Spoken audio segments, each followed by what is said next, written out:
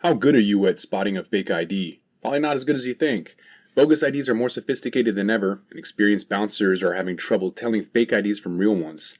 Selling cannabis to minors can result in huge fines and even cost dispensaries their license. That's why Veriscan by IDscan.net protects their dispensary partners by performing more than 75 algorithmic checks on each ID's barcodes. So if your dispensary is worried about inadvertently selling cannabis to a minor, you should look into Veriscan by IDscan.net. They're offering listeners of this podcast free white glove setup. Just go to idscan.net to join over 1,000 North American dispensaries and 9 out of 10 of the largest MSOs who are competently bringing plant medicine to legal age consumers. If you already work in cannabis, then you know times are tough. So many talented professionals have lost their full-time gigs in the cannabis industry and are wondering what's next. If that's you or someone you care about, you'll be thrilled to hear that the wondering is over. Find out the latest cannabis industry job trends and which states are leading the pack in the 2023 Cannabis Jobs Report by Vankst. Vankst is the leading cannabis hiring platform, and they're providing this report to the cannabis industry for free. So head over to Vankst.com to access your copy of the newly released 21-page 2023 Cannabis Jobs Report. And while you're there, sign up to find the perfect job or the perfect hire today. That's Vankst.com. Conservative or liberal, this right here is the thread that I pulled that unraveled my entire understanding of the United States.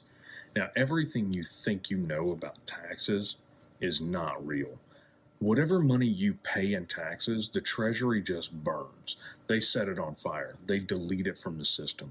It doesn't go to pay for your neighbor's hip replacement. It doesn't pay the salaries of federal government employees. It is destroyed. We're going to be talking about cannabis taxes and the myth of paying taxes. All of that coming up. Welcome back to The Talking Hedge. I'm Josh Kincaid, capital markets analyst and host of your Cannabis Business Podcast. Back with us is Simone. She's with Cannabis Business Minds. She's a CPA as well. So we're going to dive into the myth of cannabis taxes. Simone, thanks for being back on The Talking Hedge. Yeah, thank you, Josh. So happy to be here and talk about taxes and the federal government. Yes. I'm going to play a quick clip because I think it's kind of important to set a baseline of what we all think we know about taxes, and then we'll flip the script and talk about the myth of it all. So let's take a look at this and create a baseline of what we all think taxes are. There are several kinds of taxes taken out of your paycheck, depending on where you live. Federal, state, and local taxes, and also something called payroll taxes for things like Social Security and Medicare. For our purposes, to understand the basics, let's focus on federal income tax, which is the tax that comes straight out of your paycheck and goes to the United States government. The idea behind federal taxes is to take a small percentage of your earning wages to help financially support the federal government's work.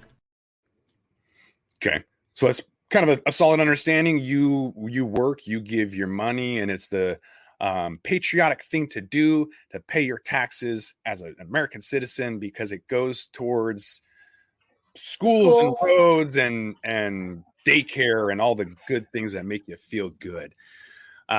The reality is, let's jump into this TikTok. And by the way, this whole influence came from James Lee. He's got a podcast called 5149. I'll put that link in the show notes.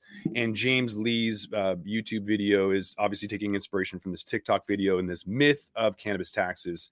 Check it out. Whatever money you pay in taxes, the Treasury just burns. They set it on fire. They delete it from the system.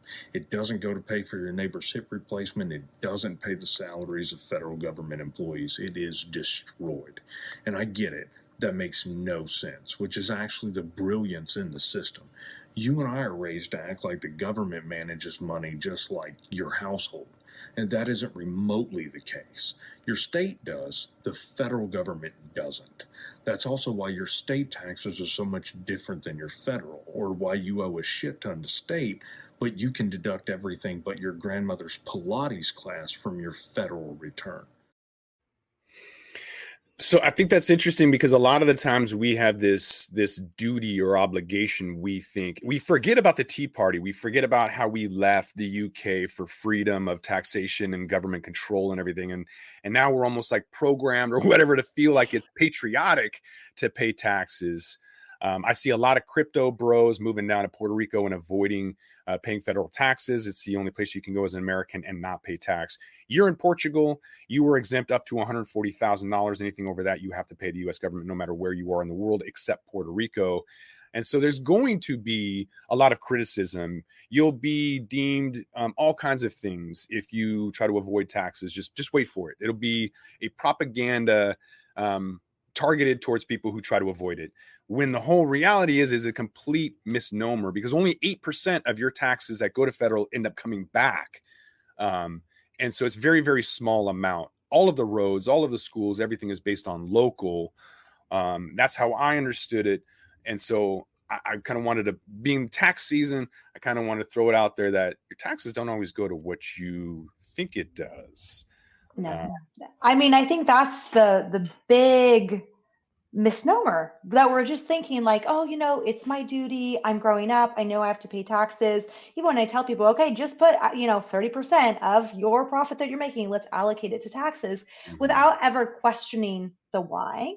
And also that when you question the why, you're pretty quickly isolated. And also being a little bit of a big voice, I think there's a lot of fear of like what that could do. Like if you start protesting the IRS, will you get an IRS return?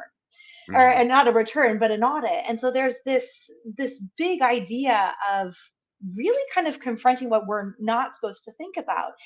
When you look at Norway, for example, you get like a very itemized list of like where your taxes go. We don't get that in America. And what's interesting is you just said like, yeah, okay, so we don't see it in the schools because that's local or county. Same with the roads. So does all the money just go to the defense budget? And we don't have optics there. So, but what was interesting to me is that, do they just not have it's a black box for us, but in that there's these big organizations that do have budgets, that do have employees. So where does that money go? To me is the big question. Colorado's done a great job, I think, in explaining exactly where the money is going for cannabis. Whereas in Washington, I don't have a clue. Oregon, really? I don't have a clue where. We all assume it's getting embezzled somewhere through the Capitol. We don't have a clue where it's going. Well, and probably some of that is, I think, because I did in my background before cannabis in corporate, I did like forensic audits, but like anti-corruption with governments, but I worked in private. And yeah, I was so unaware of the collusion that would happen. And I couldn't believe as an American that collusion would actually happen on American soil in California. But my God, there is so much collusion. And if it's hard to if it's hard to trace it, which it shouldn't be. It should be actually relatively easy. But even just like working with businesses, they would, pay government officials certain, lobbying fees that are obviously like, bribes. And I wouldn't be surprised. But what's interesting is that I partnered up with a regulator on cannabis business minds, and I got to understand the regulation perspective. And she was telling me this is going to come about funding. Like, their difficulty was that how the state government was working, that they would quickly run out of funding. And so they would just have to pull from other budgets. But because cannabis is not federally legal, there's no money allocated at all. Like alcohol, like you could actually pull from a federal budget. So anyway, it's interesting. It just seemed like they were like, oh, we need money. Okay, we're going to pull from this fund. And I imagine that's probably the case in a lot of these. So yeah, because I feel like California was actually pretty good at showing where the money went, but maybe I'm wrong. But Colorado is. I'm sure they are better than Washington and Oregon. I think Colorado's the best. But it all boils down to, why not just make it federally legal so that we have all of this abundance of money that we can do good things with? And the reality is that what's happening is that we just kind of send it overseas. You're seeing billions of dollars being sent to the Ukraine, for example. And I don't think a lot of people understand that when you print money that's not backed by anything, it's called fiat currency. When you don't have it backed by gold or something tangible, you can't just print quantitative easing to infinity and not have repercussions. And the repercussions are inflation. So sorry to say that your house isn't appreciating just for the sake of appreciation. It's getting more expensive because the same goods and services cost more when you print money. So that's why our grandparents didn't want to go to war. That's why they bought war bonds instead of just printing money. So I'm going to show a quick clip about how taxes for revenue are obsolete and how printing fiat currency is truly the issue. So check this out. This is from the Harvard Crimson of all places. Quote, let's go back in time. Prior to 1933, the US dollar, like most currencies, was on the gold standard, limiting the amount of money the US could create. However, this is no longer the case. Today, the United States is the sole issuer of the US dollar. As a fiat currency, it is inconvertible to any real resource. In 1946, then chairman of the New York Federal Reserve, Beardsley Ruml, he published an article declaring that as a result, quote, our federal government has final freedom from the money market in meeting its financial requirements. This is stated in plain English in the articles titled, Taxes for Revenue are Obsolete. More recently, former Federal Reserve Chairman Ben Bernanke noted, when the government pays for things, it is not taxpayer money. We simply use the computer to mark up the size of the account. Alan Greenspan, Bernanke's libertarian predecessor at the Fed, further clarified, quote, there's nothing to prevent the federal government from creating as much money as it wants and paying it to someone. The one caveat I would say is that the limitations on printing money, because the new modern monetary theory, or MMT, that people are saying, just print money and give it to people and we'll be socialists and free healthcare and free tuition and free everything. The reason why people are saying that is because it seems like we can just print money. Like there is zero budget for military, right? The military can get whatever they want. But if your neighbor wants $10,000 off their student loan bill, how are you going to pay for that? How are we going to pay for it? So that's the hypocrisy of it all, is the military gets it all. And so it's an interesting dichotomy, because it used to be, if you're going to print money, somebody needs to pay for that. Foreign governments would buy bonds. So when the Federal Reserve issues money, people like Japan and Germany would buy bonds, and that's what would be the offset to that printing.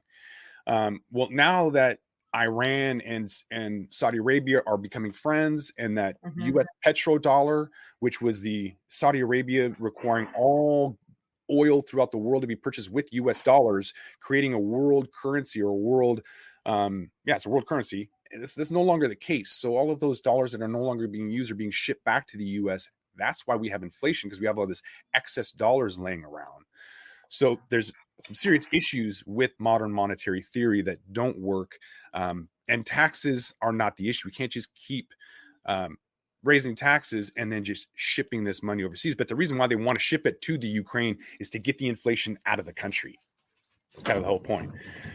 Well, and it's coming in Europe, like 12% in Portugal. So it's just, I think that's the one thing that, I don't know the level of expertise of your audience, but explain it to me like a 5-year-old, like, why does inflation incur? Like, why does it incur? Like, why is it happening like month over month? Like, who decide, like, why are prices raising? Like, even as somebody who I consider myself relatively educated, I don't understand it. I'm like, okay, it's just 12%. Why? Like, who's increased? Like, why? And so what I'm understanding from this conversation is that your belief, it's really because we're printing too much money. Yes. Yeah, there's a balance. If you have, so gold was that balance, and you had, you could print as much as you were worth. And so when you remove the connection between printing money backed by gold and just printing money backed by nothing, is there's no accountability. You have no worth. And so foreign governments will keep buying the US dollar because it's the cleanest, dirty shirt in the room. But as soon as it's no longer an economic viability to choose your clothing based on what's not so dirty, like, you don't go and be like, oh, this isn't so dirty, I'm going to wear this. But when those are the only options, that's what you're going to go with. Now that we have central bank digital coins, we have a lot. So Muammar Gaddafi and Saddam Hussein, all these people wanted to change the way that they sold oil. Muammar Gaddafi wanted to sell it based on gold. In Iraq, they wanted to sell it based on euros. And the US has had this really big issue in doing that. So now we have this distraction of modern monetary theory. Well, why don't we just print money to infinity? So let's check out what modern monetary theory is, and maybe we can talk about that some more. From the New Republic, quote, MMT argues that money is a legal and political construct and that limits to government spending are not monetary and only mildly economic. They are primarily political. MMT clarifies what is economically possible, Kelton writes, and thus shifts the terrain of policy debates that get hamstrung over questions of financial feasibility. The centrality of the taxpayer emerged sometime in the 1970s, likely after the establishment of the Senate Budget Committee and the Congressional Budget Office in 1974. It came to its full expression when Margaret Thatcher declared in 1983 that, quote, the state has no source of money other than the money people earn themselves. If the state wishes to spend more, it can only do so by borrowing your savings or by taxing you more. Yeah, so modern monetary theory doesn't necessarily work. It will actually take away from the value. So what we've seen since the dollar was first, constructed in the early 1900s is worth about 87% less. Like the dollar is really worth just pennies, and that's why it's a lot harder to buy things. So taxes are important. That's why cannabis will be federally legal in the U.S. is because they need that tax money. People are spending less on alcohol, and they're going to want to obviously get that back with cannabis taxes. But hold on, IRC 280E, the federal government is getting a massive premium already on any legal cannabis business. So I remember having discussions when I feel like we lobbied together in DC, like everyone knew it should be legal, but like there's obviously several reasons why it still isn't. Political is one of them, but the IRS is getting massive amounts of revenue right now from cannabis businesses, like 3 or 4 times. So I would almost say, like, why don't you think that they're already kind of cashing in on this? This is what a lot of accountants think. They are, and it's funny too, because a lot of people are choosing not to pay their taxes as a strategy. So up in Canada and the US, they're deciding that they're not going to pay their taxes because it's only a 6% penalty. The cost of capital on borrowing that is so cheap. Why would you pay it? The penalty doesn't make sense. And instead, like, I don't know, there's other crazy ass penalties that people will get. There was a YouTuber, this guy, Alex Jones, got charged $1 billion for saying crazy stuff on YouTube. But then the fine for not paying your taxes is only 6. I don't know. It's just wild. weird. It's weird how we penalize people. You're gonna pay tax anyway. Like charging taxes is insane. It's so true. And then also with the state, like if you don't pay state taxes, especially like employment taxes, like, oh, they're going to go after you. They're going to go after the cannabis license, all that. Where you're right, like there is this interesting strategy of like, okay, well, what will you really do? And I guess the worst is like there's liens on your homes and your assets, but if the penalty is so low, and you're going to be hung up in court for quite some time too. Yeah. So here's an interesting short clip about how modern monetary theory and taxes are more of a political construct, and it's not even economically feasible. So let's check this out. We've printed money like crazy, not only during the pandemic, but the Fed has been actively engaging in something called quantitative easing for years, meaning a monetary policy characterized by low interest rates, which encourages borrowing, thus injecting more money into circulation. All right. So what does that mean? There's another clip. Quote, the myth establishes taxpayers as a privileged class. If taxpayers fund the government, then it follows that they should decide what the government does. After all, it's their money. As a result, the most marginalized and disadvantaged people are seen as least worthy recipients of government assistance, while the rich and powerful rig the levers of power to receive favor after favor. I think that's really important. So the government is able to increase taxes as much as they want, and then they make you feel like you're privileged. That's the whole misconception, or the government manipulating you to think that you are patriotic to pay your taxes because you're privileged. So you should do this because you get your roads paved and you get your whatever. It's like, no, this is my money. And then they're just using manipulative tactics to kind of throw back at you, when the reality is they're just embezzling that and sending that off to their political friends or whatever. And the reality is it's not really going to the things that we think. So cannabis taxes might, as long as it's transparent. We already know federal taxes are not transparent, and it's a complete myth. So I really like this whole concept of being a privilege, and that's why it's patriotic. It's complete manipulation. It is complete manipulation. Also, the interesting thing about the marginalized groups, and even like when you look at like the income brackets and the percentage of like, okay, so if you're making like less than 20,000, why are you at that percentage and the increase of that next tax bracket? It's not proportionate. And so it's just very interesting when you climb up the tax brackets and you look at the percentage who really like when you actually aren't making a ton of money, you're really taxed significantly as a proportion to how much you're making. So it is just it's wild. That's like Where do gas. you think? Gas is a regressive tax on the poor because rich people can afford it, right? It's not, Yeah, it doesn't yeah. do anything. So there's no budget for the military, but free college and healthcare is bad. Let's take a look at that. Certain spending, nobody bats an eye. Year after year, the military accounts for nearly half of the federal government discretionary budget. But other types of spending, other fiscal proposals, Medicare for all, for example, that's money we don't have.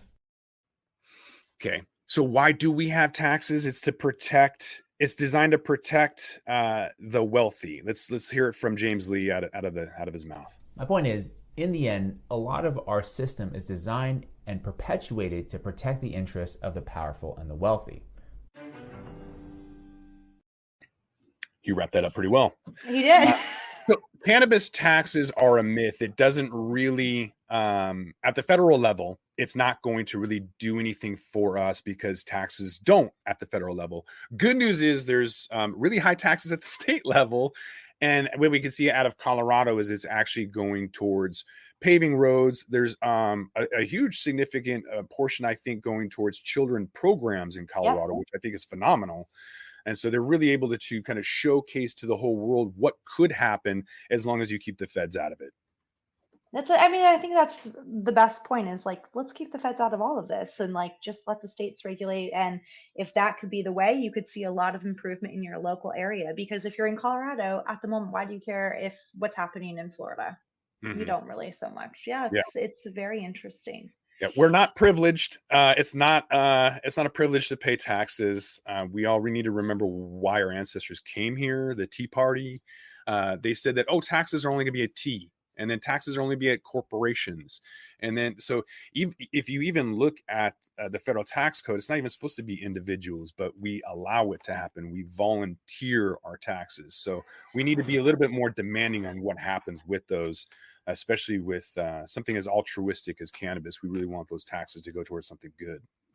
Yes, we definitely do. I mean, we all have our own social security number, which is kind of like a tax ID number for the government. So it's like even at birth, you're kind of registered into a system of a corporation. Like this is how much you're kind of going to be worth. So it's interesting. But knowing that, it's like, yes, avoiding taxes is maybe a strategy, but there are penalties. But like knowing how to leverage the tax code and maximizing it to allow yourself to build your I guess not build your wealth, but pay less taxes is what people should be thinking about. Like that to me is the big takeaway is, making sure that you're structuring things right and that you're working with smart people. And I'm not a tax CPA. I am like a financial consultant CPA. So working with like somebody who gets the tax code so you can exploit some of the stuff in it. Yeah. I think step one is realizing that you're not privileged. It's manipulation. There are places you can go like Puerto Rico, but you shouldn't have to. I know. So it's kind of like trying to hold people accountable is it's a lot of energy that I don't have the patience for that. But at least with a platform like this, I can inform other people that you're not privileged, you're not patriotic, you're just manipulated. Exactly. But what would you want somebody's takeaway to be? Like, because this is a great takeaway, but like what action could we empower somebody to take? Just awareness. Share the video because if you're aware of the manipulation and you can tell people you're not privileged, this isn't a good thing, this doesn't go towards anything, it's a myth, then we can really start holding the government accountable. Because right now, what I'm trying to say is you can't send billions to the Ukraine and then yell at your neighbor for 10 grand. That's insane. And the lack of awareness of financial stability, financial education, how things work, people they're like quantitative easing. I have no idea what QE is, but it sounds great. Like we need financial awareness, empowerment, education. And so you can save your own country from going into financial default. Yeah, that's the takeaway because yeah, right now if you're just thinking short term, if you're just thinking about like maybe a ripple effect of just today and not thinking about, well, what does this mean for me in 5 years, 10 years? And if you look at that with like the climate landscape, the global economic landscape by 2030, 2035, and you look at where your assets are, where the money markets are, and if you're not thinking about the alternatives of what are happening, because I know you're very into crypto and kind of like really thinking about a different banking system, like you could be left behind, but you could be financially left behind. So it's important. And it's so funny because, I just now I'm thinking about in so many of my presentations, it's like there's two things that are certain. It's death and taxes. Okay, but let's like get on a different side of those. And I don't know what side that fully is, but the awareness side. Yeah, knowledge is power. That's for sure. Mm-hmm. Where can they find you at, Simone, if people want to get more information about Cannabis Business Minds or more about financial freedom? All that Well, good stuff. cannabisbusinessminds.com for all things cannabis, and then bewithsimone.com for my, business and finance and mindset coaching. Sweet. All right. Cool. I'm going to put her LinkedIn contact in the show notes in the description so you guys can reach out and bug her all you want. But I think with that, we're going to have to roll this one up. So I want to thank my guest, Simone, and I'm Josh Kincaid. This is The Talking Hedge. Don't forget to like, share, and subscribe, or don't, and I'm out. Don't forget to smash that like button on your way out and check out these other videos that we've got.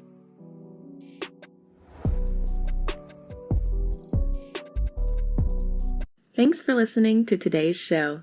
To check out more great cannabis podcasts, go to podconnects.com. Here's a preview of one of our other shows.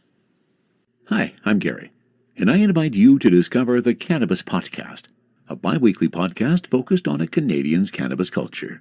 I would be the Canadian, and my cannabis passion and culture has been building for 5 decades. I share that passion for this wonderful plant in every episode, through conversations with cannabis advocates and enthusiasts, stories about the ever-changing legal environment, and some hands-on testing of product in a segment I call Cultivar Corner. The Cannabis Podcast, a Canadian's cannabis culture, one toke at a time.